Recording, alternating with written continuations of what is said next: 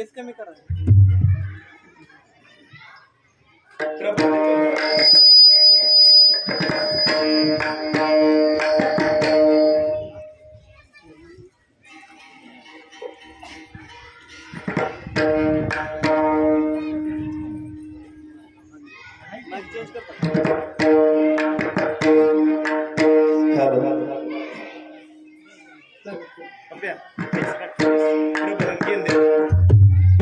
Hello hello हाँ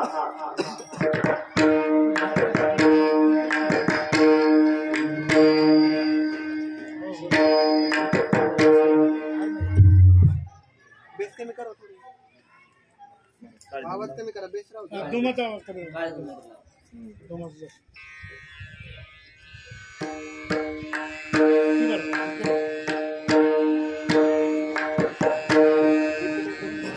हरी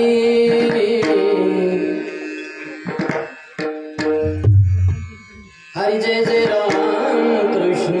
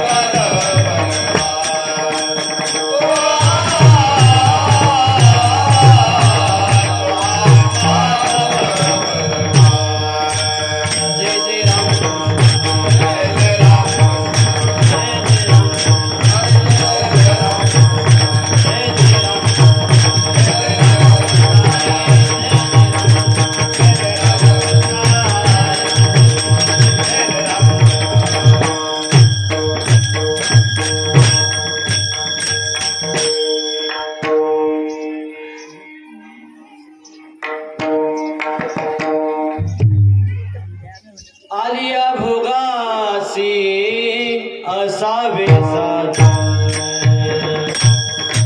आलिया भोगासी असावे साधन आलिया भोगासी असावे साधन आलिया भोगासी असावे साधन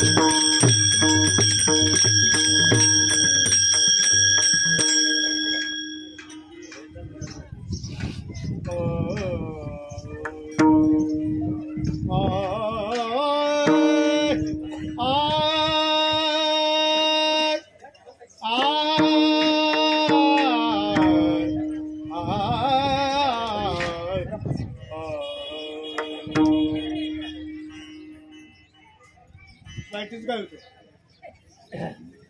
असू द्या मांडलं म्हणजे बस पान आता काय पर्याय आलिया भोगासी असावे आलिया भोगासी आलिया भोगासी असावे आलिया भोगासी असावे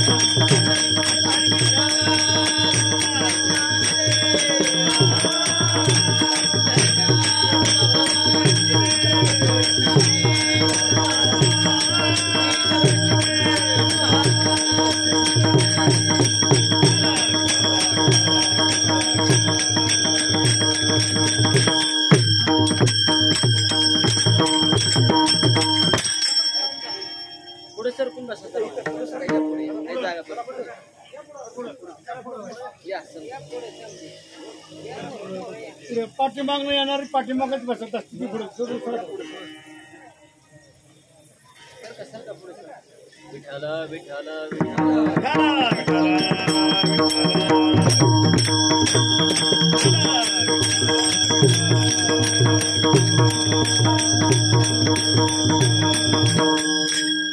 आलिया भोगासी असावे सादर, आलिया भोगासी असावे सादर, देवावरे भार घालूनिया.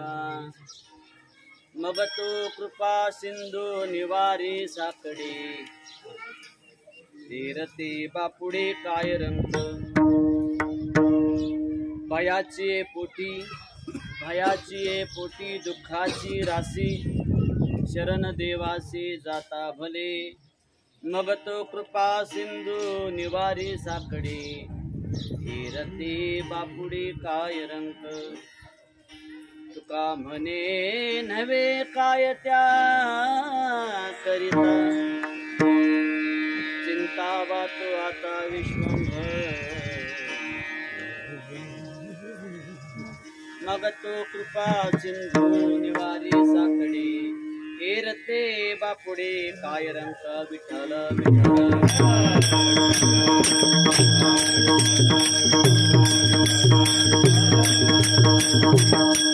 आलिया भोगासी असावे सादर, देवावरी भार घालूनिया.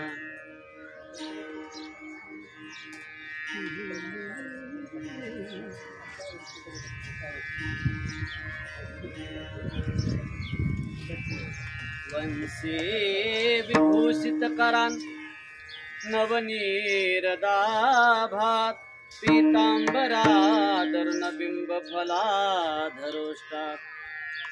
पूर्णेन्दु सुंदर मुखादर विंद नेत्रात. कृष्णात परम किमपि तत्वमहं न जाने. महायोग पीठे तटे भीमरथ्यां, परम पुंडरीकाय दातुं मुनीन्द्रैः समागत्य तिष्ठन्तमानन्दकन्दं परब्रह्मलिङ्गं भजे पाण्डुरङ्गं पांडुरंगाकारो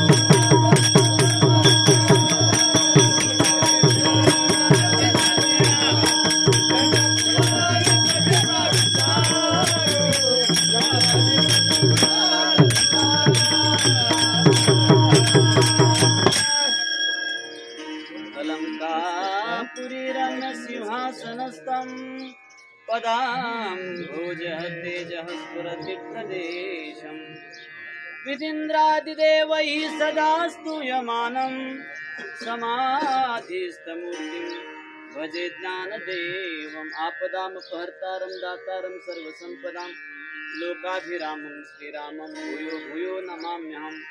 नमो सद्गुरु कृपया ज्ञानदीपा, नमो सद्गुरु सच्चिदानंद रूपा, नमो सद्गुरु भक्त कल्याण, नमो सद्गुरु भास्करा पूर्ण कीर्ती जयांचे क्रियास्मरण होय सकळ विद्येचे अधिकरणतेची वंदू श्री चरण श्री गुरूंचे ते नमस्कार आता विठला विठला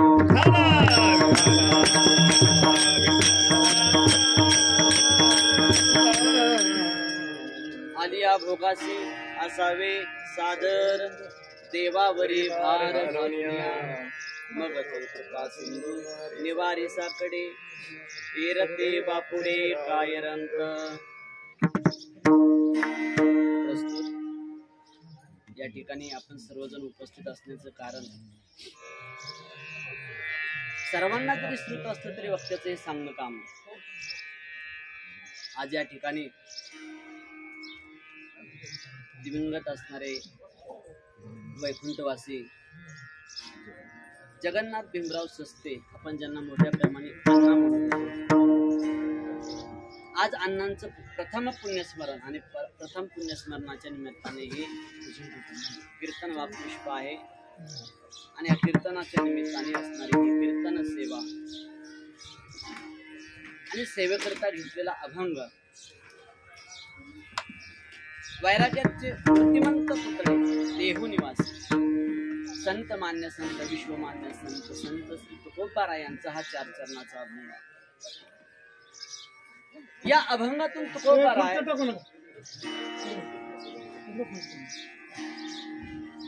मानवी देहामध्ये आलेल्या सकल जीवांना एक संदेश देतात, उपदेश करतात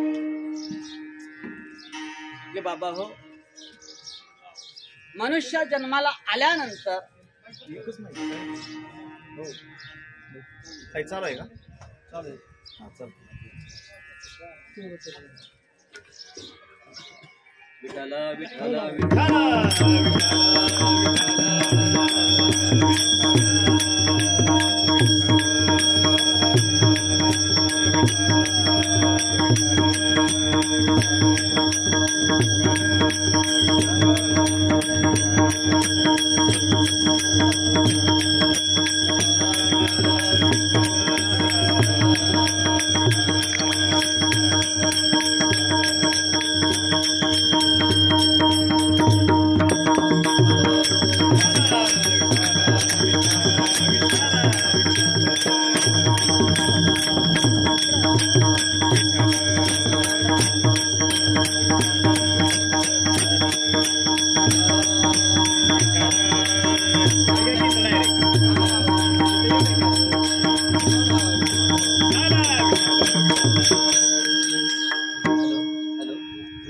हॅलो, आवाज येतो? तिथं पुढे घ्या की मग होय हो. पुढे घ्या ना असं जे इथं नाही त्यांना नका नाही आलं तरी चालेल, पण इथं असणार नाही. ते आता आणा त्याला. जवळ घ्या इथं झाड नाही तर झाडापाशी. हॅलो, आवाज वाढव. तिकडे जवळ करायचं. महाराज माईक कडे कुठं लावून अलीकडचं हॅलो हा कमी झालं हॅलो हॅलो, शाळेचा आहे ना?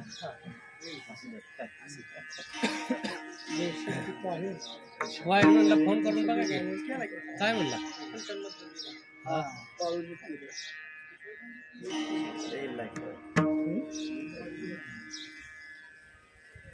या अभंगाच्या माध्यमातून सकल जीवांना तुकोबारा संदेश करतात की बाबा मनुष्य म्हणून आलेल्या जीवांना, प्रत्येक जीवाला एक कर्माचा परिणाम म्हणून प्राप्त झालेलं आयुष्य असते, भोग असतो, त्याचबरोबर जन्म असतो. 3 गोष्टी ह्या मनुष्याला प्राप्त होत असताना ते कर्माचा परिणाम म्हणून आहे. योगसूत्रामध्ये सूत्र आहे, सती मुले तद्विपाको जात्यायुर भोगा. हा कर्माचा परिणाम म्हणूनच जन्म, आयुष्य आणि भोग. म्हणजे जन्म म्हणजे कोणत्या घरामध्ये जन्माला यावं या आपल्या हातामध्ये नाही. जर आपल्या हातामध्ये असतं तर मला वाटतं आपण सगळ्यांनी टाटा बिर्ला अशी माणसं बघायची असते जन्माला. पण ही गोष्ट जन्माला येणं आपल्या हातामध्ये नाही. दुसरी गोष्ट आयुष्य. मनुष्याला आयुष्य किती प्राप्त व्हावं. कोणाला 10 वर्षाचं प्राप्त होईल, कोणाला 20 वर्षाचं होईल, कोणाला 30 वर्षाचं होईल, कोणाला 40 वर्षाचं होईल, कोणी 100 वर्षापर्यंत आयुष्य जाईल. प्रत्येकाची आयुष्याची गणना भिन्न आहे, प्रत्येकाचं आयुष्य भिन्न आहे. म्हणजे त्या ठिकाणी प्राप्त होणारा आयुष्य देखील कर्माचा परिणाम आहे. त्याचबरोबर जे प्राप्त झालं, जे आयुष्य आपल्याला लाभलं, त्यामध्ये प्राप्त होणारा भोग देखील कशावरती अवलंबून आहे? आपल्या कर्मावरतीच अवलंबून आहे. भोग म्हणजे केवळ दुःख म्हणजे भोग नाही. माणसाची अशी व्याख्या बऱ्याचदा पाहण्यात येते की दुःख आलं की माणसाला की आमचा भोग. बरं, जर सुख प्राप्त झालं तर कोण म्हणत नाही हा आमचा भोग. परंतु भोग म्हणजे सुख असो किंवा दुःख असो, दोहोतील एकाचा साक्षात्कार होणं म्हणजे काय आहे? भोग आहे. मग त्यापैकी सुख असेल, दुःख असेल, हा भोग जो आहे ना तो कशाने प्राप्त होतो? कर्मानेच प्राप्त होतो. म्हणून तर तुकोबारांना म्हणावं लागलं, आलिया भोगासी असावे सादर. आलेल्या भोगाला आपण अत्यंत सादराने म्हणजे आदराने त्याला आपण काय केलं पाहिजे? त्याचा आदर करून त्याला भोगण्याकरता तयार राहिलं पाहिजे. मग ते तयार राहण्याकरता आपल्याला सुख तर आपण पचवू शकतो, परंतु दुःख पचवणं खूप कठीण आहे. मग दुःख जर येत असेल तर तुकोबाराय सांगतात की ते दुःख जर पचवायचं असेल ना तर ते दुःख पचवत असताना काय करा? देवावरी भार घालून या. आपल्या वाट्याला आलेलं दुःख जे आहे देवावरती भार घाला. मग देवावरती जर भार घातला मग तो कृपा सिंधू निवारी साकडे एरते बापुडे काय रंक. मग त्या ठिकाणी इतरांच्या वरती जर भार घातला, इतरांवरती जर आपण अवलंबून राहिलो, विसंबून राहिलो, ते कधी दगा देतील सांगता येत नाही. म्हणून आपुले आपण करा सोडवण. मग त्या ठिकाणी सोडवण करत असताना मग तो कृपा सिंधू निवारी साकडे. संसारामध्ये जगत असताना भीती खूप आहे. भयाची पोटी, दुःखाची राशी, नवे नवे दुःखाची रासची रास आहे, दुःखाची ढीकच्या ढीक. सुख पाहता जावा पाडे दुःख पर्वता एवढे, अशी अवस्था या संसारामध्ये आहे. मग या दुःखावरती जर मात करायची असेल ना, शरण देवासी जाता भले. तुकोबराय सांगतात की जर तुम्हाला चांगलं व्हावं असं वाटत असेल, तुम्हाला परमसुखाची प्राप्ती व्हावं वाटत असेल, तर देवाला शरण जा. एकदा का भगवंताला त्या शरण गेलं की त्या ठिकाणी तुका म्हणे नव्हे काय त्या करिता, चिंता वातवाता विश्वंभर. म्हणजे त्या भगवंताला जर शरण गेलो ना आपण, तर तो काय करणार नाही. त्याचं जर चिंतन केलं ना, तर तो काय करणार नाही. साधू संतांच्या चरित्रामध्ये जर पाहिलं, महाभारतातले जर धांडोळे जर घेतले, पुराणातले जर धांडोळे घेतले, तर ज्यांनी भगवंताचं चिंतन केलं ना, संपूर्ण भार भगवंताने दयाच्या चिंताने निर्तेला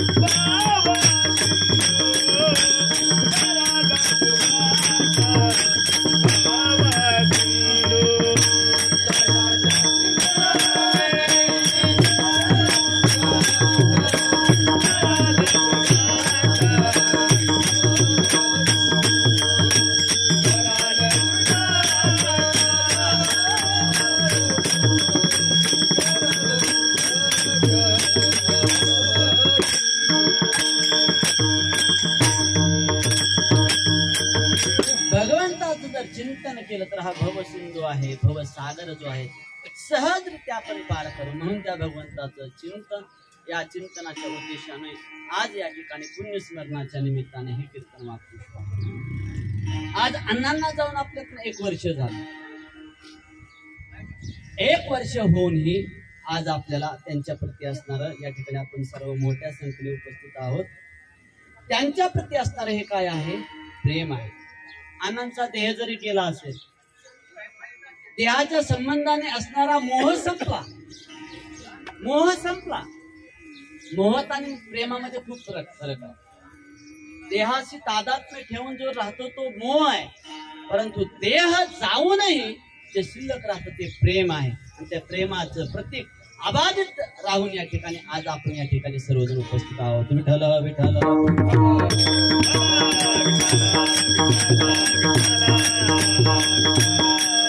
जाणं हा सृष्टीचा नियम आहे. जो जन्माला आलेला आहे त्याचा मृत्यू एक ना एक दिवस होणार आहे.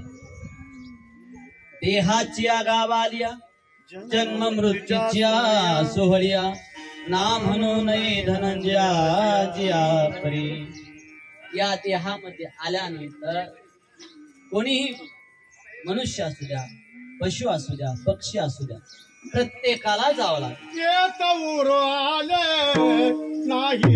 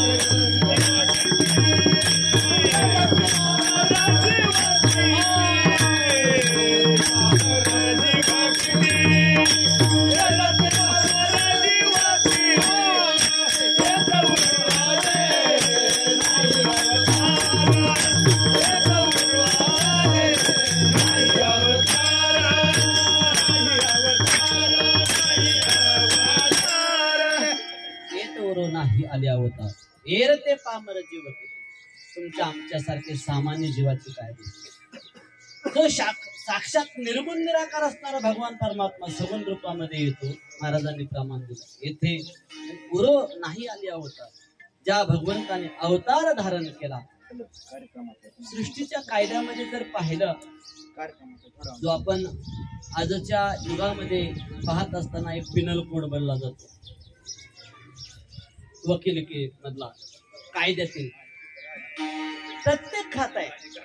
पोलीस खातं असेल, अगदी कोर्ट खातं असेल, शिक्षण खातं असेल, प्रत्येक कायद्यामध्ये प्रत्येक खात्यामध्ये काही ना काही नियम असतात. तसं हे सृष्टीचं खातं आहे. मग सृष्टीचं एक खातं चालवणारा कोणतरी आहे. परंतु अन्य जे खाते आहेत ना, कायद्याचं असेल, त्या खात्यांमध्ये पळवाट आहे. एकाने जर गुन्हा जर केला तर त्याला कदाचित गुन्हा करूनही माफी मिळू शकते. कायद्याला पळवाट आहे. कर्माचा सिद्धांत असा सांगतो शास्त्रातला, अवश्यमेव भोक्तव्यं कृतं कर्म शुभाशुभ ना भुक्तं क्षेते कर्म कल्पकोटी शतैरपि. शास्त्र सांगतं की केलेलं कर्म आहे ना, हे भोगावंच लागतं.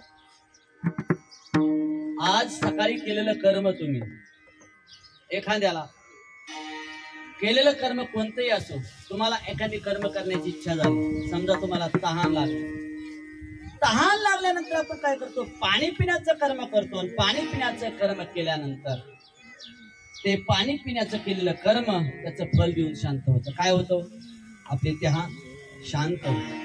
भूक लागली, अन्न खातो, अन्न खाल्ल्यानंतर भूक शांत होतं. म्हणजे केलेलं कर्म जे आहे ना, कोणतंही कर्म असो, फल दिल्याशिवाय शांत होत नाही. कोणतंही कर्म असू द्या. तुम्ही या ठिकाणी श्रवण करत आहात, मध्ये मध्ये विठ्ठल होत असेल, त्यामध्ये टाळी वाजवत असाल, त्यातून सुद्धा काही ना काही फल मिळणार.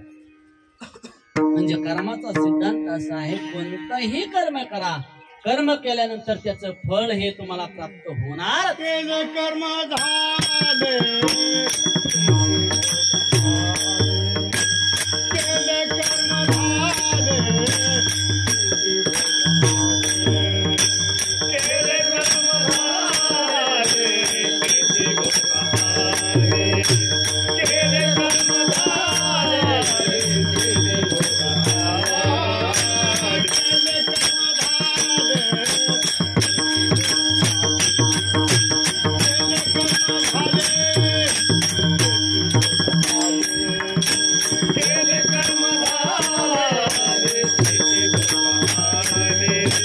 केलं कर्म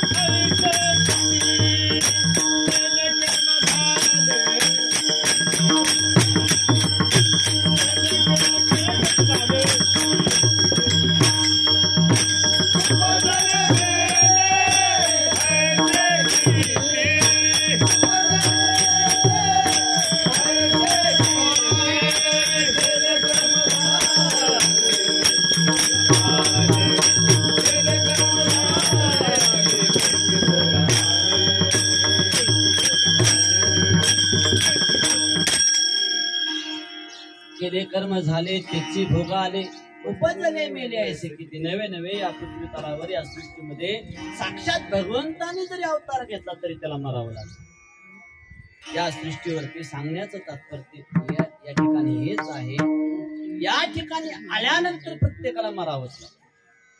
जरी मृत्यू हा भयावह जरी असला, मृत्यूची भीती जरी वाटत असली तरी मरावं लागणारच. आनंदाने जरी स्वीकार केला तरी मारावंच लागणार आहे, भीतीने जरी स्वीकार केला तरी मारावंच लागणार. नव्हे आपल्याला मरणाचा बोल सुद्धा सहन होत नाही, एवढा मरणाच्या प्रति द्वेष, एवढा मरणाच्या विषयी राग आहे माणसाला. मरणाचं जरी आता शुभ बोल, सहज बोलता बोलता बोलतो ते आपण शुभ बोल, परंतु मृत्यू एक अशी अठ्ठाळ गोष्ट आहे.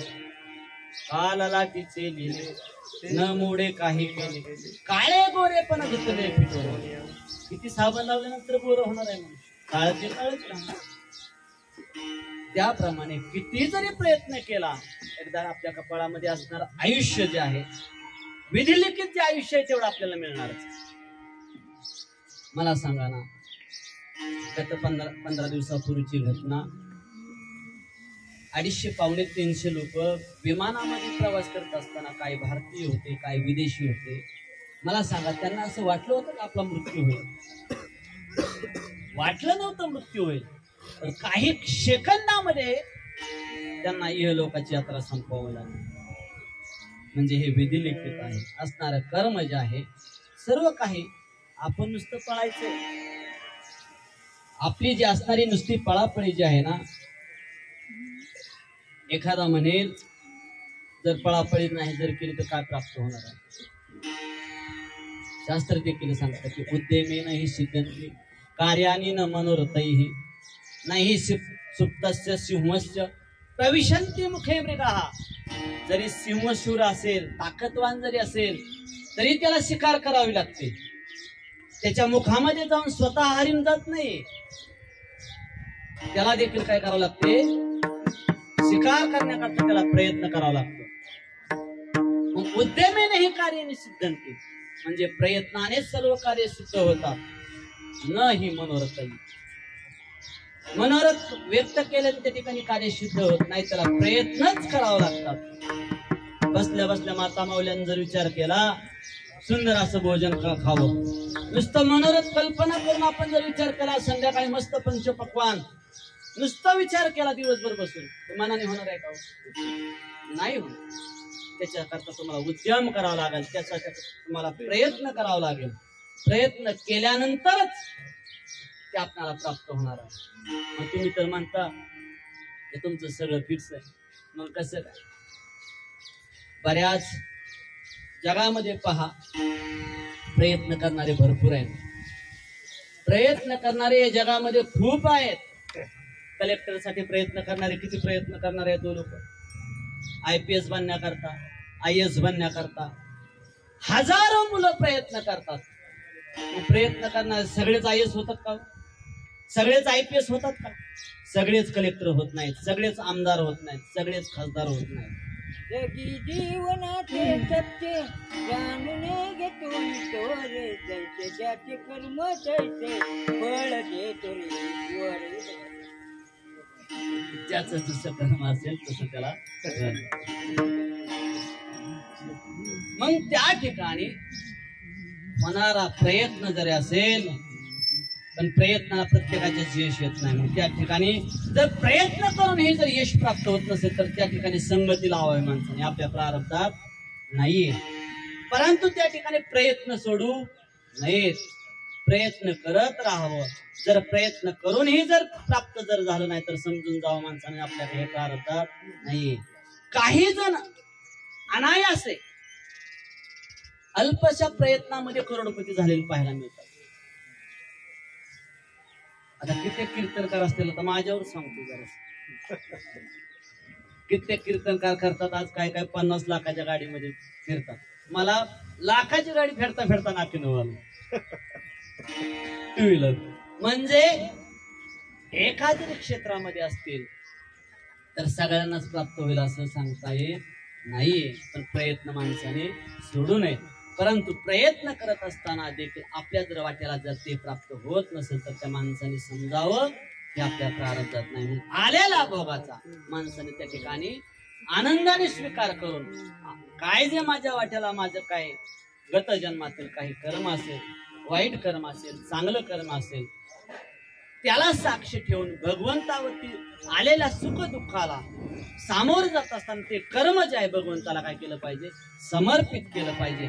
म्हणून तर तुकोबारा सांगतात की देवावरी भार घालून, देवावरी भार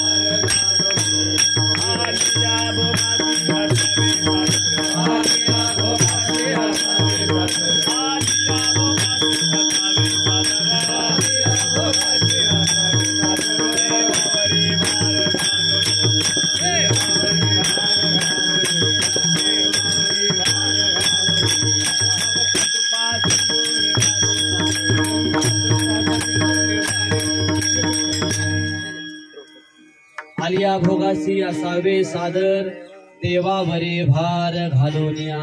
म्हणजे त्या ठिकाणी तुकोबारा सांगतात की आपल्या वाट्याला जर एखादी गोष्ट जर प्राप्त होत नसेल, सुख प्राप्त होत नसेल, दुःख येत नसेल किंवा दुःख अधिक येत असेल तर त्या ठिकाणी माणसाने काय केलं पाहिजे? देवावरती भार घातला पाहिजे.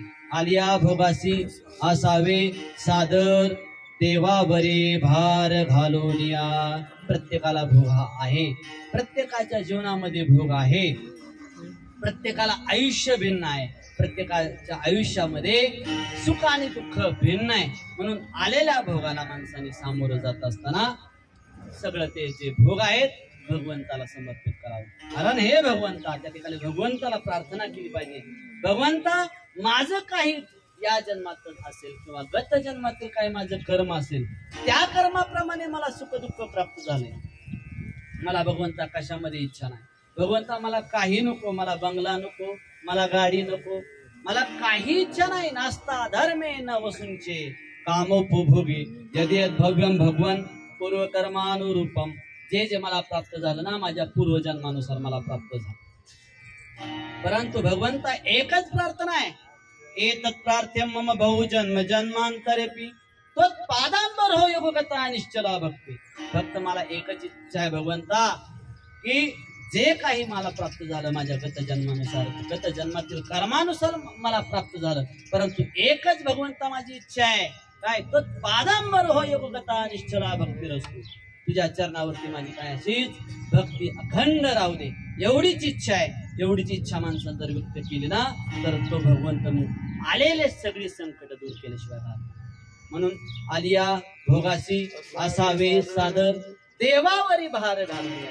भगवंतावरती साधू संतांचं चरित्र जर पाहिलं, साधू संतांच्या चरित्रामध्ये जर पाहिलं, तुकोबाराय असतील, ज्ञानोबाराय असतील, नाथबाबा असतील, संपूर्ण जीवन जगत असताना भगवंताचं चिंतन, मग त्यांचा जो योगक्षेम आहे तो संपूर्ण भगवंताने वाहिलेला आहे.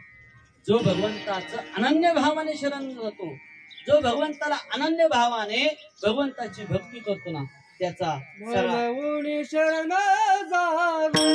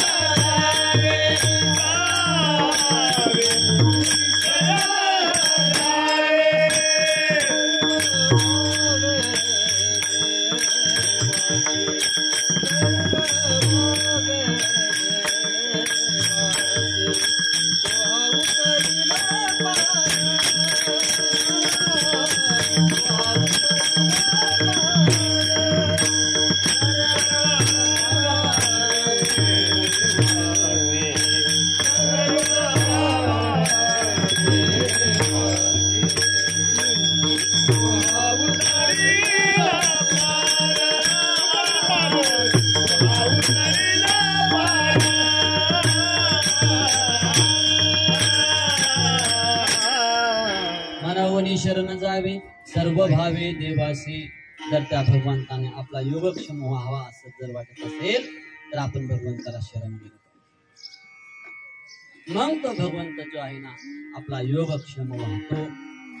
त्या भगवंत आपल्याला आपलंस करतो, म्हणून भगवंताला त्या ठिकाणी शरण गेलं पाहिजे. अन्याची जर शरणागती पत्करली तर त्या ठिकाणी फजिते. प्रत्येकाचं जे आपल्यावर प्रेम असणार आहे ना, भगवंताचं प्रेम जे आहे निरपेक्ष प्रेम आहे. साधू संतांचं असणारं प्रेम जे जनाच्या प्रती निरपेक्ष प्रेम आहे. परंतु ज्यांना आपला आपला आपण म्हणतो ना, त्यांचं प्रेम निरपेक्ष प्रेम नसतं बरं का. भोगाच्या बाबतीत जर विचार केला, पहा आपण जगत असतो, जगामध्ये एखादी स्त्री अशी दाखवून द्या गड्या, दाखवून द्या मला. ज्यावेळेस ती सासू असते त्यावेळेस तिने म्हणावं की सून चांगली नाही म्हण. बर ज्यावेळेस ती सून होती त्यावेळेस तर ती म्हणत तिला सासू चांगले नाहीये. ज्यावेळेस ती ननंद होती त्यावेळेस तिला भाऊजाई चांगली मिळाली नाही हो. ज्यावेळेस भाऊजाई होती त्यावेळेस ननंद चांगली मिळाली नाही हो. चांगली आहे का कोणी चांगलं भेटत. राहायला उरला सुरला नवरा. जगातली कोणतीच बाय म्हणत नाही की मला चांगला नवरा मिळाला, म्हणणारच नाही त्या ठिकाणी. म्हणजे त्या ठिकाणी प्राप्त झालेला आहे, पण सगळे त्या ठिकाणी आपण काय निगेटिव्ह मानतो, नकारात्मक मानतो. त्या ठिकाणी जे प्राप्त आहे, परंतु अयोग्य पुरुष व नास्तिक योजकच तत्र दुर्लभ. अयोग्य कोणीही नसतं, परंतु योजना करणारा दुर्लभ असतो. आहे त्यामध्ये समाधान मानून जर आपण त्या ठिकाणी समाधानाने राहिलो तर त्या ठिकाणी आनंदाचा त्या ठिकाणी आपला संसार होऊ शकतो. मग त्या ठिकाणी प्रेम करणारे संसारामध्ये निरपेक्ष प्रेम करणारा जगामध्ये कोणी नाही. मला सांगा ना, फक्त भगवंत या पृथ्वी तलावरती असा आहे तो त्याच्यावरती केलेलं प्रेम जे आहे ते फलद्रूप होणार आहे. बाकी कोणावरतीही प्रेम करा. शास्त्र सांगतं की आत्मनस्तु कामाय सर्व प्रेम भवत. माझं प्रेम तुमच्यावर जरी असेल ना, ते तुमच्या करता प्रेम नसतंय, ते प्रेम माझ्या करता असतंय. पतीचं प्रेम पत्नीवरती, पत्नी करता प्रेम नसतं, ते स्वतः करता प्रेम असतं. आत्मनस्तु कामाय सर्वं प्रियं भवत. आत्मनस्तु कामाय जाया प्रियं भवत. एखाद्या मुलावरती जर प्रेम असेल ना बापाचं, तर ते मुलाकरता प्रेम नसतं, ते स्वतः करता प्रेम असतं. का? मुलगा पाणी पाजेल, मुलगा सांभाळेल, याच्या करता ते प्रेम असतं. आत्मनस्तु कामाय सर्वं प्रियं भवत. म्हणजे ते स्वतः करता प्रेम असतं, त्या ठिकाणी प्रेम त्याच्या करता नसते. मला सांगा, एक आजी होती, आजीला 3 सुना होत्या. आजीला 3 सुना होत्या. पण एके दिवशी कीर्तनाला गेल्यानंतर आजी भेटल्या. आजी असं एकदम खराब झाल्या होत्या. आजीला म्हणलं काय एवढी तब्येत का खराब झाली? आजी म्हणले काय सांगू महाराज, मला 3 सुना येतो. मग 3 सुना येतो, तब्येत खराब का झाली? आणि मला 3 सुना येतो, परंतु तरी मी सुद्धा एकटी राहते, एकटी करून खाते, मग खाण्याची आबळ होते, मग माझी तब्येत काय झाली? खराब झाली. मग आजीला सांगितलं, आजी तुला एक उपाय सांगतो म्हणून, तू फक्त एक उपाय कर. तो उपाय म्हणजे तू काय कर, संध्याकाळी झोपताना काय कर, फक्त तुझ्याकडे डबा छोटा आहे त्याला एक छिद्र कर. पैसे तुझ्याकडे आहेत का? माझ्याकडे पैसे नाहीत. एखादा नाणा तरी असेल आहे म्हणजे. मग त्या डब्यामध्ये काय कर, तो नाणा त्या डब्यामध्ये टाक आणि तो डबा नुसता वाजवत राहा. संध्याकाळी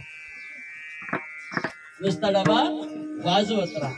मग आजी संध्याकाळ झोपताना नुसता एक तो नाणा बाहेर काढणे, रुपया बाहेर काढायची, पुन्हा डब्यामध्ये टाकायची, काढायची, डबा खडखड वाजायचा. मग शेजारी असलेल्या सुनीनं ऐकले.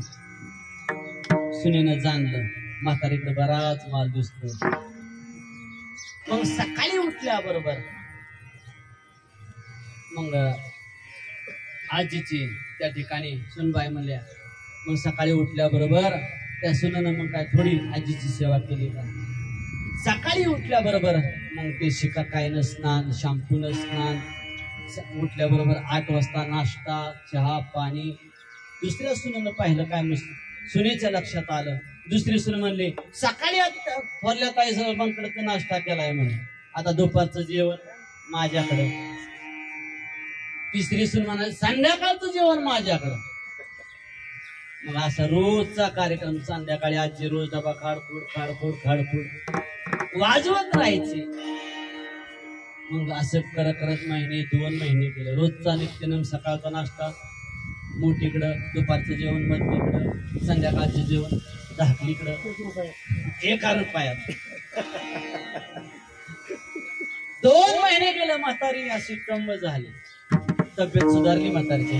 योगायोगाने पुन्हा त्या ठिकाणी कीर्तनाला गेलो. पण कीर्तनाला गेल्यानंतर आजी ओळखे ना समोर आलं. महाराज ओळखला का? कुठेतरी बघितल्यासारखं आहे. आजी म्हणाली मीच मी. तुम्ही उपाय सांगितलेला मला, तुमच्या उपायाचा गुण आला महाराज म्हणे. मला सांगा, आजीवरती केलेलं प्रेम जे आहे, आजी करता होतं का स्वतः करता होतं? स्वतः करता होत. आजी करता ते प्रेम नव्हतं. त्याच्या प्रती त्या ठिकाणी असणारा मोह, पैशाच्या प्रती असणारा मोह.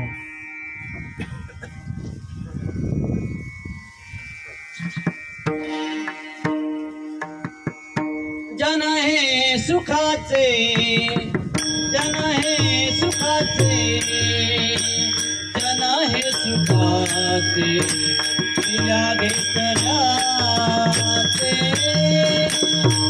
जन हे सुखाचे, जन हे सुखाचे, जन हे सुखाचे, तिला घेतल्याचे.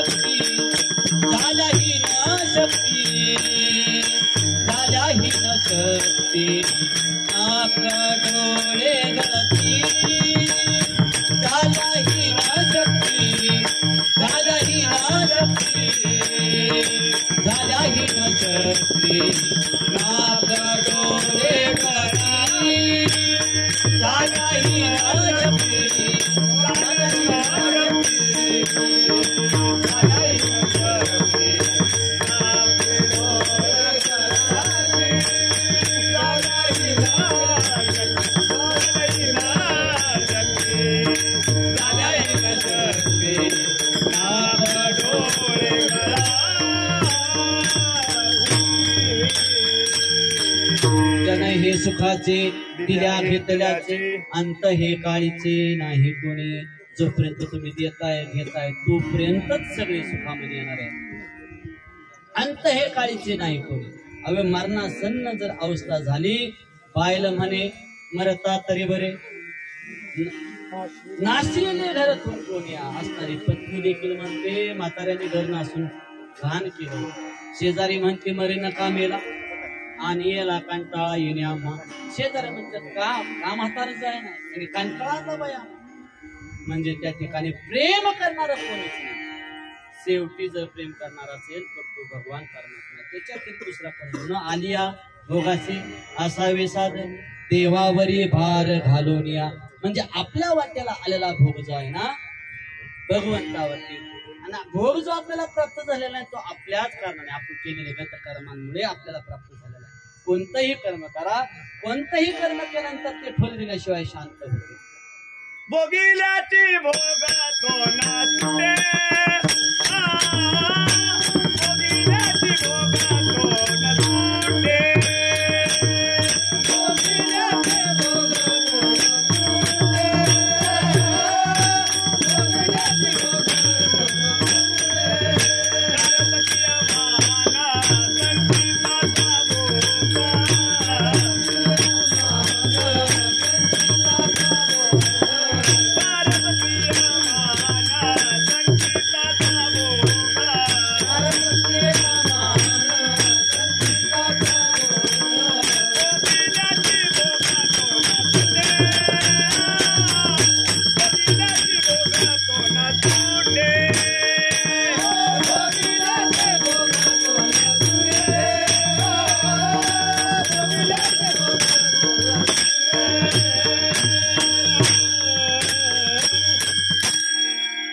सरस्वतीय माना संचिताचा भोगा, संचिताचा भोग. भोगल्याची तो भोग न सुटे. आपल्या वाट्याला आलेलं जे भोग जे आहेत ना, आपल्या संचित कर्माचा भोग आहे. मग हे संचित कर्म करण्याकरता पहिलं त्या ठिकाणी क्रियमान कर्म करणं महत्वाचं आहे. आपण जी रोजची कर्म करतो ना वर्तमानातली, ते क्रियमान कर्म. जसं रोजची करणं, स्नान करणं, स्वयंपाक करणं, शेतीतील कामं करणं, ही रोजची कर्म जे आहेत ना ती क्रियमान कर्मामध्ये येतात. मग ती कर्म केल्यानंतर स्वयंपाक केला आपल्याला खायला मिळतं, भूक लागली, जेवण केलं, तहान भागते, ते भूक भागते. पाणी पिल्यानंतर तहान भागते. ही जी कर्म आहे ती क्रियमान कर्म आहे. प्रत्येक कर्म असं आहे ते फल दिल्याशिवाय शांत होत नाही. तुम्ही म्हणाल काय काय कर्म असे आहेत, एखाद्याला पहा तुम्ही, एखाद्याला शिवी जर दिली तर तो आपल्याला कानाखाली देतो. शिवी दिली तर त्या शिवी दिलेलं जे कर्म आहे ते फल देतं. काय मिळते आपल्याला? प्रसाद मिळतो. एखादा म्हणेल मी शिवी दिली आणि पळून जाईल, कुठं मिळालं? पण मला सांगा, तो जरी पळून गेला तर 1 महिन्याने, 2 महिन्याने, 6 महिन्याने पाहण्यात त्याला ती शिक्षा व्याजासहित भोगावं लागणार. तो घातल्याशिवाय राहणार आहे का? ज्याला शिवी दिली आपण, तो त्या ठिकाणी ते कर्म त्याला भोगावंच लागणार. मग केलेली क्रियमान कर्म आहे ती फल दिल्याशिवाय शांत राहत नाही. म्हणजे क्रियमान कर्म हे आपल्याला भोगावंच लागतं. पण काही कर्म असे असतात, प्रत्येक जन्मामध्ये, प्रत्येक आयुष्यामध्ये केलेली कर्म काही असे असतात, क्रियमान कर्म करून देखील ती काही कर्मांचे आपल्याला फळ मिळत नाही. एखाद्याने सासूने एखाद्या सुनेचा छळ केलेला असेल, किंवा एखाद्या सुनेने सासूला जर सांभाळलं नसेल, सासू केली तर त्याचा कोणी म्हणेल की त्याला जी होणारी सून तिचा छळ करेल, कारण ती सून चांगली मिळेल तिच्या कर्माने. काही पुण्याचा कर्म असा का असेल त्याच्यामुळे तिला सून चांगली मिळेल. मग राहिलेलं कर्म शिल्लक, क्रियमान कर्म शिल्लक राहिलं, ते भोगण्याकरता पुन्हा जन्म घ्यावा लागतो. पुन्हा जन्म घ्यावा लागतो. मग पुन्हा केलेलं, कारण कर्माचा सिद्धांत जर पाहिला, प्रत्येकाची काही शुभ कर्म असतात, काही अशुभ कर्म असतात. शुभ कर्माची फळं चाखत असताना गोड वाटतं माणसाला, परंतु अशुभ कर्माची फळं जी आहेत ती चाखत असताना दुःख होतं. मग काही अशुभ कर्माची फळं जी आहेत ते आपल्याला लगेच चाकायला मिळत नाही. काही शुभ कर्माची फळं चाकायला लगेच मिळत नाही. मग ती राहिलेली कर्म जे आहेत पुढील जन्मामध्ये किंवा आयुष्याच्या शेवटी म्हणा, कधी मध्यावरती म्हणा, गत जन्मांमधील राहिलेली शिल्लक कर्म ती भोगण्याकरता प्रारब्ध रूपाने भोगायला यावं लागतं. म्हणून प्रारब्ध क्रियमान संचिताचा भोग. मग ते क्रियमान कर्म जी केली शिल्लक पडली ती कशामध्ये पडली? संचितामध्ये पडली. मग संचितात पडलेली कर्म जी आहेत ती भोगण्याकरता, जसं उदाहरण तुम्हाला सांगतो, आपण शेतामध्ये केलेली बाजरी आहे, आता वर्तमान आपल्या कणगीमध्ये सुद्धा आहे आणि टोपल्यामध्ये सुद्धा बाजरीची भाकरी आहे. क्रियमान कर्मात आता पाऊस पडला, आपण बाजरीची पेरणी करणार, क्रियमान कर्म आहे. परंतु आपल्या संचितामध्ये असणारी, म्हणजे कणगीमध्ये शिल्लक असणारी बाजरी संचितामध्ये आहे, आणि आपलं प्रारब्ध कणगीतून किलो 2 किलो काढून दळून त्याचं पीठ तयार करून रोजचं खातोय, ते प्रारब्ध रूपाने खातोय. म्हणजे ते प्रारब्ध रूपाने आपण ते खात आहोत.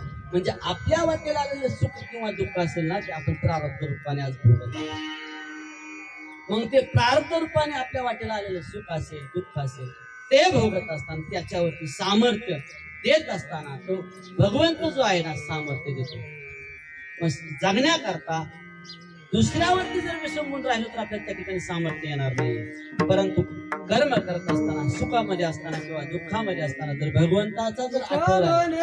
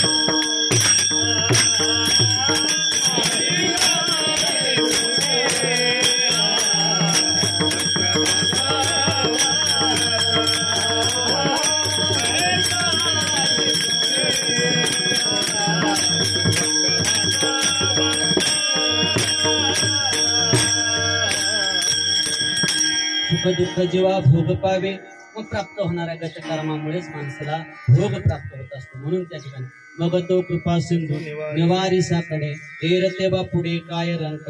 मग अन्यावरती जर तो आपण भार जर टाकला तर तो भार सहन करू शकत नाही. तो आपल्या सुखामध्ये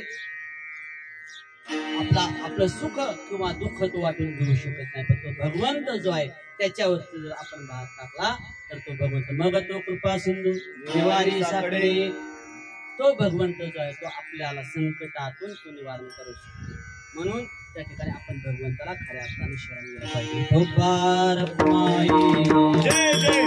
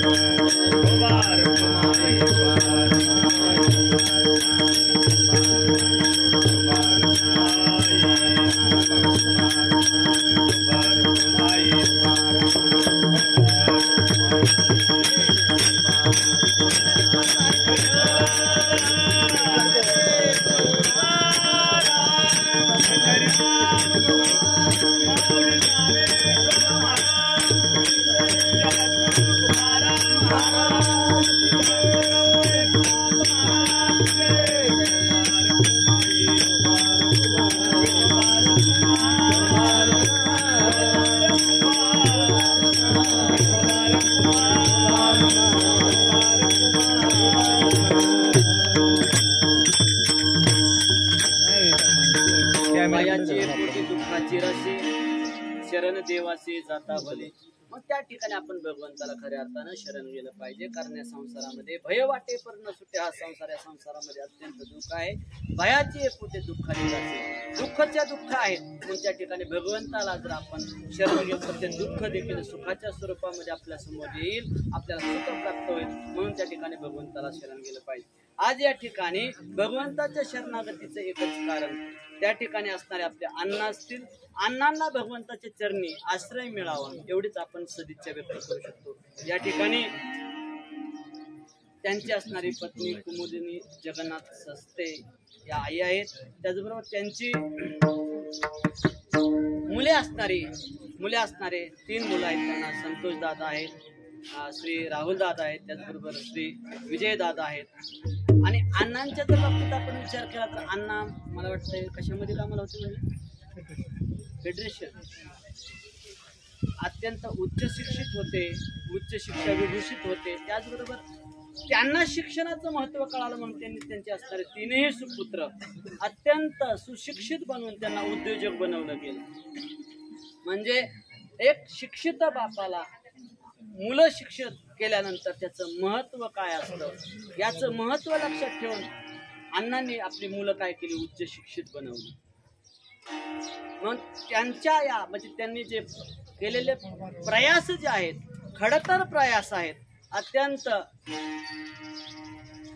कष्ट केलेला आहे. त्या कष्टाच्या माध्यमातून आज हा परिवार उभा केलेला आहे. मग अण्णांनी या ठिकाणी घडवलेली त्यांची असणारी पुढची पिढी म्हणजेच मुलं, त्या मुलांना आज उद्योजक बनवून एक समाजामध्ये प्रतिष्ठा निर्माण करून दिलेली आहे. काहीतरी अण्णांचं गत जन्मातील पुण्य हे पुण्याशिवाय नाही. एक गोष्ट सांगतो, आपल्याला आपल्या आयुष्यामध्ये प्राप्त होणारी ऐश्वर्य असेल, संपत्ती असेल, अनुकूल पत्नी असेल, अनुकूल मुलं असतील, कुणी म्हणत असाल हे भगवंताच्या कृपेने प्राप्त होतं. हे भगवंताच्या कृपेने प्राप्त होत नाही बरं का. लोकांचा खूप गोड गैरसमज आहे. आज आम्ही अगदी 2000 स्क्वेअर फूट मध्ये बंगला बांधला. पुण्याला फ्लॅट घेतला, दारामध्ये फॉर्च्युनर आहे. हे सगळं भगवंताच्या कृपेने आहे. भगवंताची कृपा नाहीये, मनातून काढून टाका.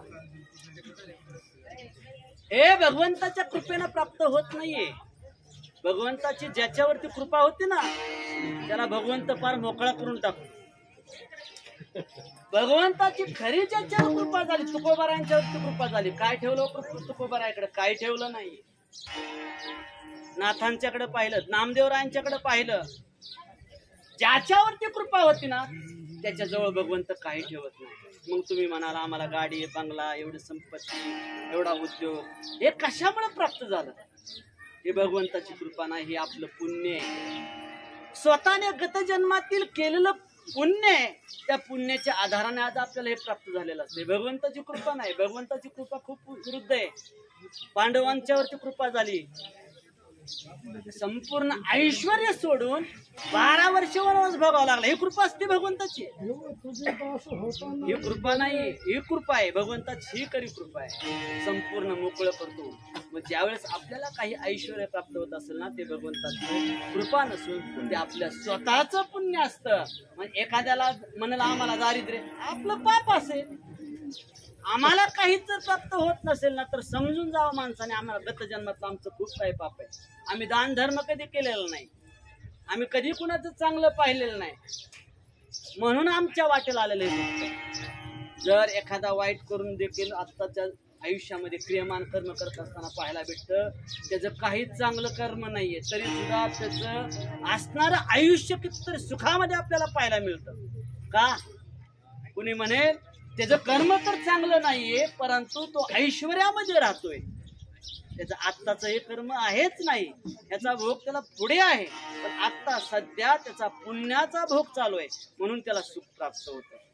ज्यावेळेस ते पुण्य संपल का नाही, कारण पुण्य संपलं की पुन्हा खाली, अगदी स्वर्गातल्या देवांना देखील खाली यावं लागतं. पुण्याचा क्षय झाला की खाली यावं लागतं. मग पुण्याची पावटी सरे सवेची इंद्रपणाची उतरे. पुण्य संपलं की स्वर्गातील असणार अमर असणार स्थान देखील सोडून या मृत्यू लोकांमध्ये यावं लागतंय. मग आपलं पुण्य संपलं, आपण भोग संपला की आपला पुन्हा दुःखाचा भोग चालू. प्रत्येकाचं चक्रवत फिरतंय, सुख झालं की दुःख, दुःख झालं की ते सुख, चक्राप्रमाणे त्या ठिकाणी फिरत असते. म्हणून आयुष्यामध्ये प्राप्त झालेलं सुख असेल, समृद्धी असेल आपल्या पुण्याचा, म्हणून पुण्याचा क्षय होतोय आहे. लक्षात ठेवून माणसाने नवीन पुण्य करत राहू, रिन्युअल करत राहावं. कारण पुण्य अशी गोष्ट आहे, पुण्याचा भोग घेतला की पुण्य संपत चालतं. मग पुण्य संपलं की पुण्य संपू नये म्हणून माणसाने नूतनीकरण राहावं, सदैव पुण्य करत राहावं. मग पुण्य करत असताना कोण्याही जीवाचा न घडो मत्सर, वर्मे सर्वेश्वर पूजनाचे. म्हणजे तहानलेल्या जीवांना, भुकलेल्या जीवांना त्या ठिकाणी अन्नदान करणं. कारण कोणत्याही यज्ञाची पूर्ती जी आहे दक्षिणेशिवाय होत नाही. कोणताही पुरोहित असेल, कोणताही याज्ञिक असेल, कोणताही यज्ञ करत असेल तर त्या ठिकाणी दक्षिणेशिवाय त्याची पूर्तता होत नाही. पूर्वीच्या काळामध्ये पर्जन्यवृष्टी याग करायचे, पुत्रकामिष्टी यज्ञ करायचे, शेण नावाचा यज्ञ करायचे, कोणत्या शत्रूला जर मारायचं म्हणलं तरी याग करत. मग ते यज्ञ करत असताना जो याज्ञिक होता तो यज्ञ करत असताना त्या यज्ञाची पूर्तता दक्षिणा दिल्यानंतर व्हायची, तोपर्यंत यज्ञाची पूर्तता नव्हती. मग आपण जो यज्ञ करत आहोत तो देखील यज्ञ आहे. मग दक्षिणा ठरवली जाते का? दक्षिणा ठरवत नव्हते. पूर्वीचे काका दक्षिणा कधी ठरवत नव्हते. पण आताची स्थिती ऐका कलीचे महिमा असत्य असिरीचे लेजन. कारण तुकोबरा सुद्धा म्हणतात तुका म्हणे देती घेती तेही नरका, म्हणजे कथा करून या द्रव्य देते घेते तया अधोगती नरज गवास. मग देणं घेणं देखील ठरवणारा देखील तितकाच दोषी आहे. तुम्हाला वाटत असेल आम्ही 50,000चा कीर्तनकार आणला, ते करून देखील पाप आहे. 50,000चा कीर्तनकार सांगून देखील पाप आहे. कारण तुम्ही त्या ठिकाणी व्यवहार आणला, तुम्ही ठरवलं महाराज आम्ही 50 देतो पण आमच्याकडे या, परंतु 50 द्या मला लाख द्या त्याच्याबद्दल माझं दुमत नाही. परंतु कीर्तनकार सांगत असताना हे कळकळीनं सांगतो, ठरवू नका. कारण केलेलं पाप जे आहे ना त्या कीर्तनकाराला तर भोगावंच लागणार आहे. मग तुम्ही वाचणार आहात का? नाहीये. जर तुम्ही ठरवलं तर तुम्ही सुद्धा तितकेच भागीदारी आहात. कीर्तन करून 50,000 लाखोच्या लाखो खर्च करून देखील आपण नरकाला जाणार, त्यापेक्षा न ठरवलेलं बरं. तुमची ऐपत आहे ना, लाख रुपये द्यायची, मी म्हणतो 2 लाख द्यावं कीर्तन करायला, माझं त्यामध्ये काहीच दुमत नाहीये. गाणाऱ्याला द्या, वादनाला द्या, काकांना द्या, अगदी यथेच्छ त्या ठिकाणी दान करा.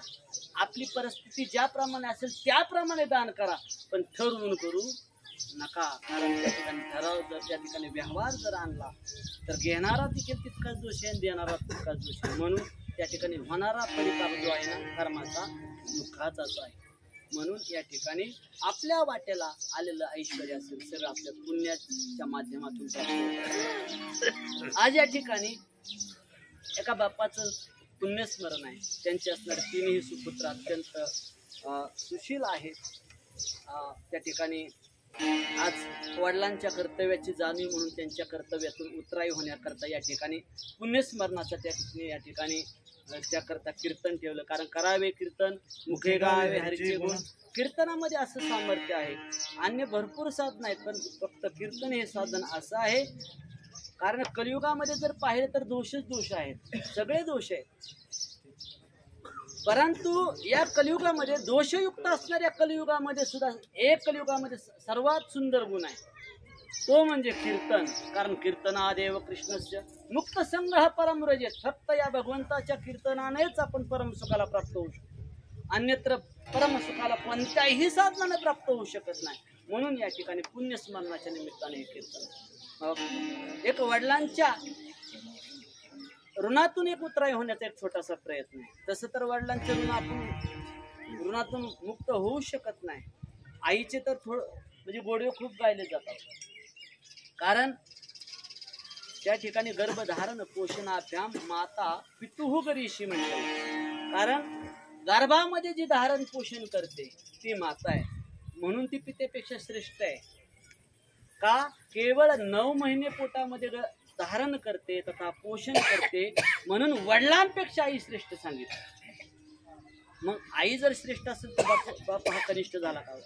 नाही. आईने जरी 9 महिने गर्भामध्ये पालन पोषण केलं असतं ना, तरी त्यानंतरच संगोपन सर्व आयुष्याची चिंता वाहणारा बाप असतो. मग बापाच्या ऋणातून आपण मुक्त होऊ शकत नाही. म्हणजे बापाचं देखील त्या ठिकाणी असणारं ऋण जे आहे, अपार असं ऋण आपल्यावरती आहे. बाप शाळेत आल्यानंतर पालक म्हणून ज्यावेळेस शिक्षकांना भेटण्याकरता येतो त्यावेळेस बापाला पाहू नका. एखाद्या समारंभामध्ये गेल्यानंतर बापाला पाहू नका. बापाला जर पाहायचं असेल ना तर संध्याकाळी झोपल्यानंतर पहा.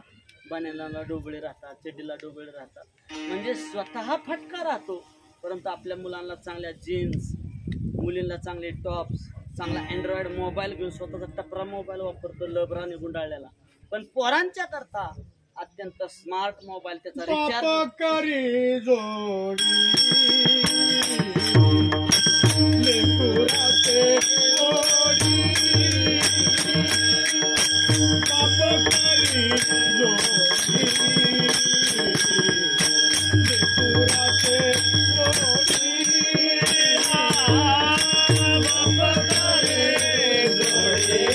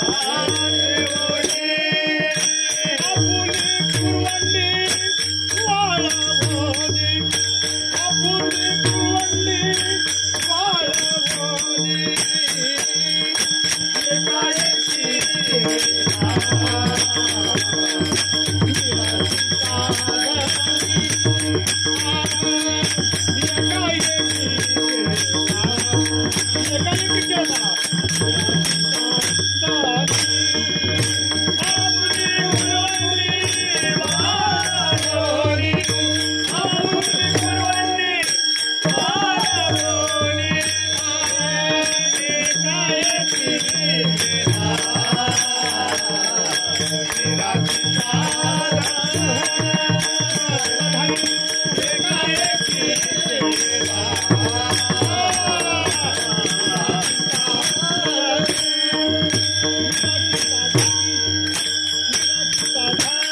बाप करे जोडी लेकराची ओढी आपुली करवंडे वाळवणी स्वतः झिजणारा बाप आहे स्वतः कष्ट करून संपूर्ण ऐश्वर संपादन करून शेवटी एकाएकी केला मिराशीचा धनी कडी वागवणे भारखाने कडेवर फिरवणारा खांद्यावरती फिरवणारा जो बाप आहे अचानक एके दिवशी संपूर्ण साठवलेली संपत्ती मुलांच्या स्वाधीन करून द्या. म्हटलं जातं एक मुलगा होता वाचलेला दृष्टांत आहे. एक वडील होते वडिलांनी मुलाला कधीही पहा बाप जो आहे मुलाला खांद्यावरती मुलाने बापाला विचारलं बाबा कधीही पहा माझी आई जी आहे मला कडेवरती घेते तुम्ही मला खांद्यावरती का घेता. मुलं चिकित्सक असतात तो काही प्रश्न करतील सांगता येईल. मग त्या मुलाला दिलेलं बापाने उत्तर आहे बाप म्हणाला बाळा आईला असं वाटतं की मी जे जे पाहते ना ते माझ्या मुलांनी पाहावं म्हणून आई काय करते कडेला घेते. परंतु बाप हा मुलाला खांद्यावरती का घेतो तर याचं उत्तर देताना बाप म्हणाला की जे काही मी पाहिलं नाही ना ते माझ्या मुलांनी पाहावं. म्हणजे जे आम्ही दुःख भोगलं ना ते आमच्या मुलांच्या वाट्याला येऊ नये याच्यापेक्षाही दुसरं मग त्याला सुख प्राप्त व्हावं एवढीच बापाची इच्छा असते. जगामध्ये तुम्ही कितीही श्रीमंत व्हा कितीही पैसा मिळवा पैसा मिळवत असताना तुम्ही श्रीमंत झालं कोणालाच बरं वाटत नाही. खरंच सांगतो जर कोणी वर्ण स्तुती करत असेल खरं कोणालाच बरं वाटत नाहीये कोणालाच बरं वाटत नाही. जगामध्ये तुम्ही किती ऐश्वर्य कोणालाच बरं वाटत नाही. तुम्ही पुढे जर जात असाल ना माहित आहे त्यांनी कसं कमवलंय हा त्याला काय अशी उत्तरं मिळतात ऐकायला. आपण जगाच्या पाठीवर जर तुम्ही कितीही पुढे जात असाल ना ते सहन होणारे फक्त या जगाच्या पाठीवर दोनच पात्र आहेत ती आहे म्हणजे आई आणि वडील. तुम्ही कितीही श्रीमंत व्हा त्यांना जरी कमी पडायला असेल तर त्यांना कधीच वाटत नाही. म्हणून आई वडिलांचे आशीर्वाद घ्यावे. लक्षात घ्या ज्यांना आई वडिलांचा आशीर्वाद नसेल ना त्यांना कधीच सुख प्राप्त होऊ शकत. म्हणून आई वडिलांचे कधी आशीर्वाद घ्यायची चुकू नका. कधीही चांगले आशीर्वाद आई वडिलांचे आई वडिलांचे जर आशीर्वाद आपल्याला जर असतील ना तर आपण कधीच आपल्याला अपयश निर्माण होणार नाही. या ठिकाणी असणारे त्यांचे सुपुत्र त्याचबरोबर त्यांचे सुना असतील नातवंड आहेत. मला सांगितलं त्यांचे असणारे कृष्ण नावाची नात आहे छोटी आहे.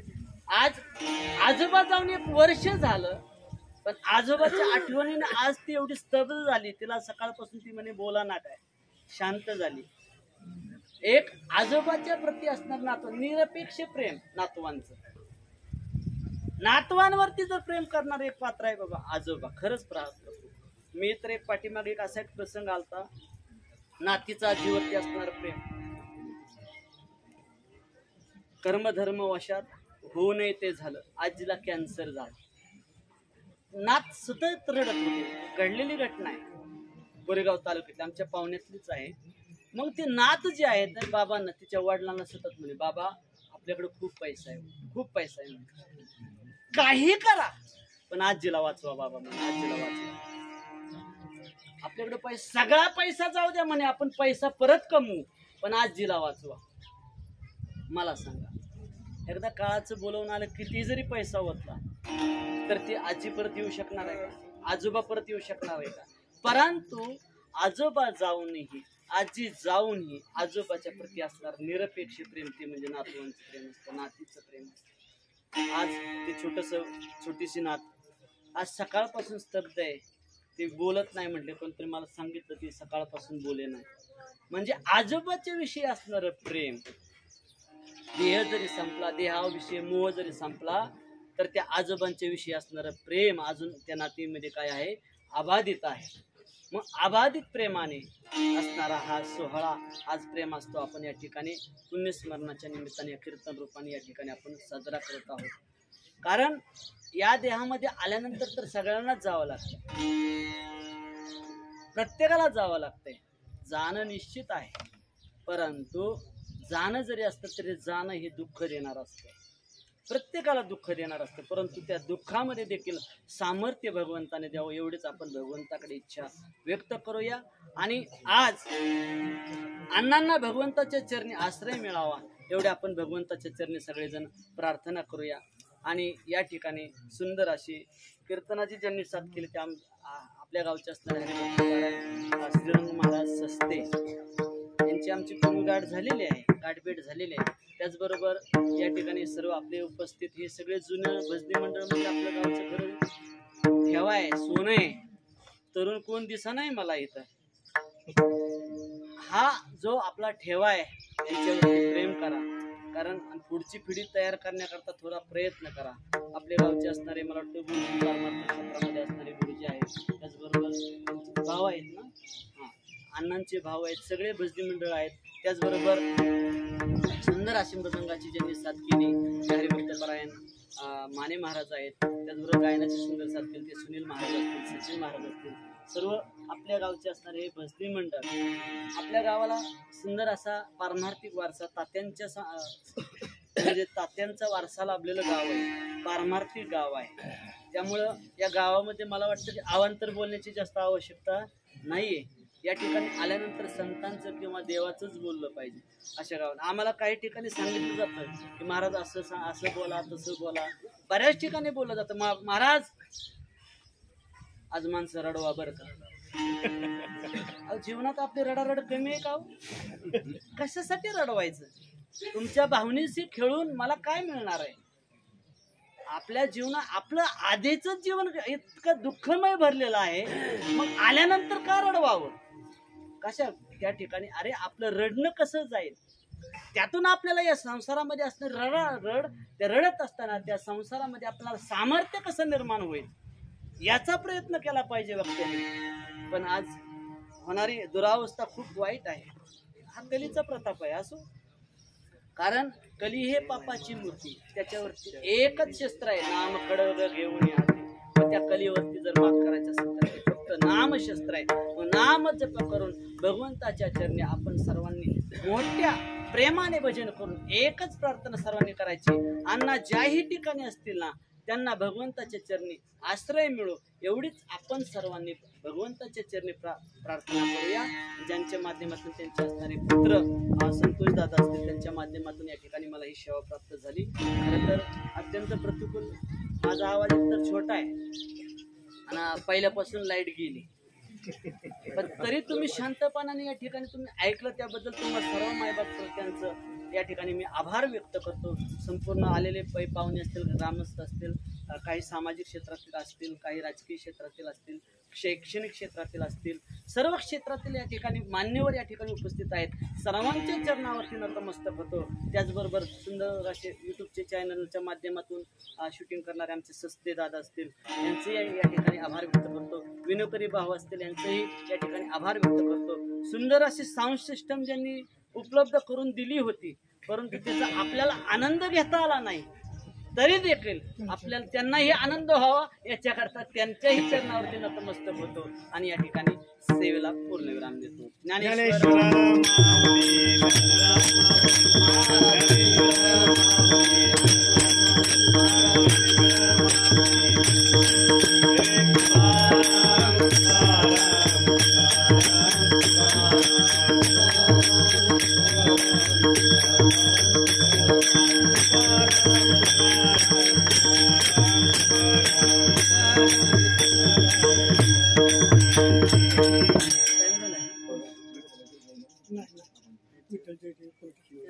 सगळ्यांना फुलं मिळाली का?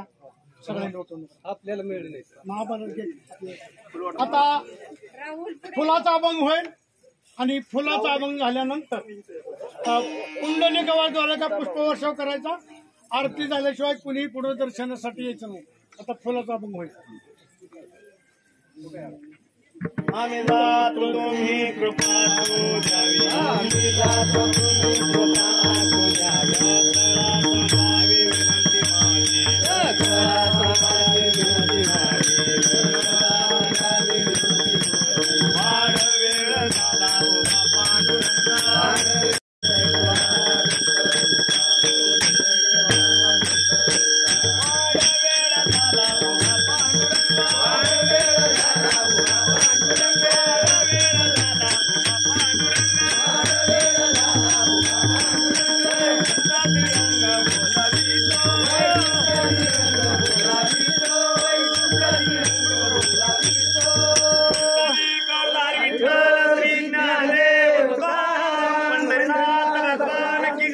माऊली ज्ञानेश्वर महाराज की जय, जगद्गुरु तुकाराम महाराज की जय, विठ्ठल जय जय विठ्ठल, विठ्ठल जय जय विठ्ठल, जय जय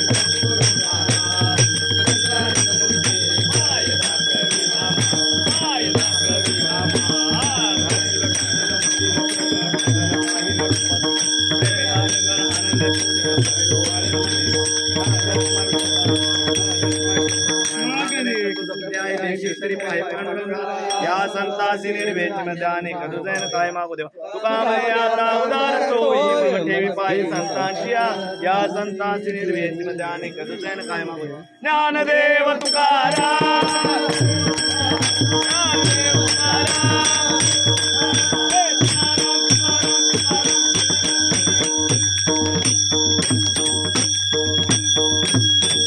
कुंडली कौलार